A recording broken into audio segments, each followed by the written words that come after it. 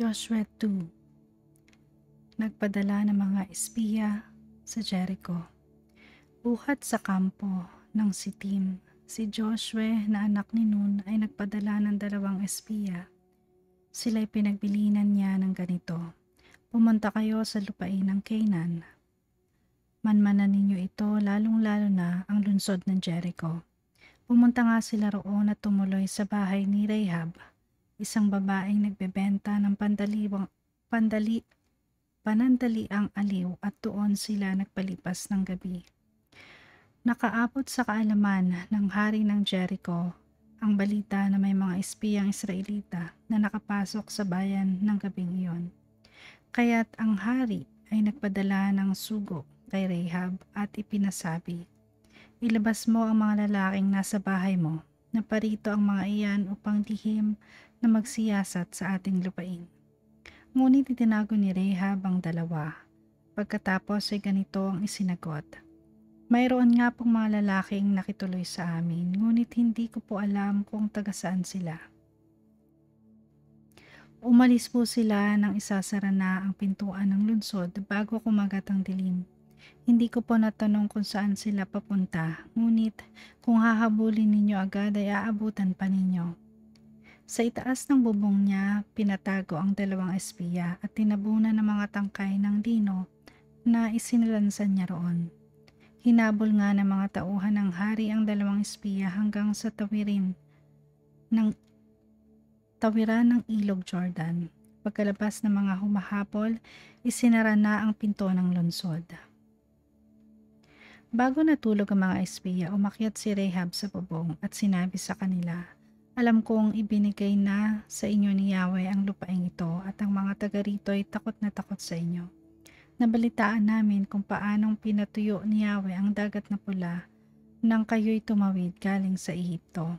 Nalaman din namin na pinatay ninyo sina Sihon at Og, mga hari ng mga Amoreyo sa silangan ng Jordan, at nilipol ang kanilang mga hukbo. Kinilabutan kami nang marinig ang mga balitang iyon. Natakot kaming humarap sa inyo sapagkat si Yahweh na inyong Diyos ay Diyos ng langit at ng lupa. Kaya ngayon ipinangako ninyo sa ngalan ni Yahweh na hindi ninyo gagawa ng masama ang aking sambahayanan alang-alang sa pagtulong kong ito sa inyo. Bigyan ninyo ako ng isang katibayang ililigtas nga ninyo ang aking ama't ina, ang aking mga kapatid, ang kanilang pamilya, katibayang hindi ninyo kami hahayaang mapatay." Sinabi sa kanya ng mga espiya, "Ang buhay namin ay garantiya sa buhay ninyo. Huwag mo lang ipagsasabi ang pakay namin dito. Pinapangako naming walang masamang mangyayari sa inyo kapag ibinigay na sa amin ni Yahweh ang lupaing ito." Nakakabit sa pader ng lungsod ang bahay ni Rahab, kaya't buhat sa kanyang bintanay inihugos niya sa labas ng lungsod ang 2 espiya. Ngunit bago sila umalis, sila'y pinagbilinan niya ng ganito: "Pumunta muna kayo sa kaburulan at magtago kayo roon ng 3 araw upang hindi kayo makita ng mga tauhan ng hari. Kapag nakabalik na sila sa lungsod, saka na kayo lumakad." Sinabi naman sa kanya ng 2, "Tutuparin namin ang aming pangako alang-alang sa iyo. Kailangang gawin mo ito.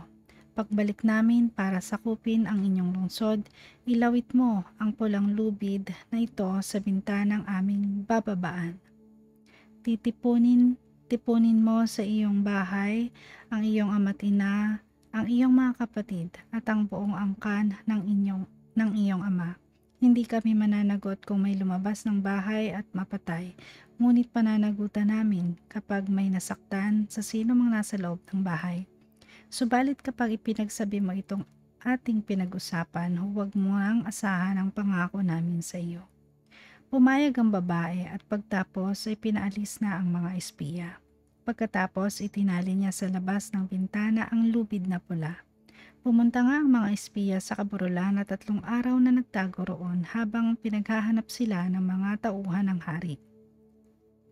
Pagkatapos bumalik na ang mga ito sa lungsod nang hindi nila makita ang mga espiya.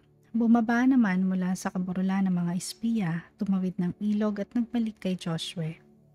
Iniulat nila kay Joshua ang buong pangyayari. Ibinigay na sa atin ni Yahweh ang lupaing iyon, ang sabi nila. Mabanggit lamang ang pangalan natin, nangangatog na sa takot ang mga taga roon.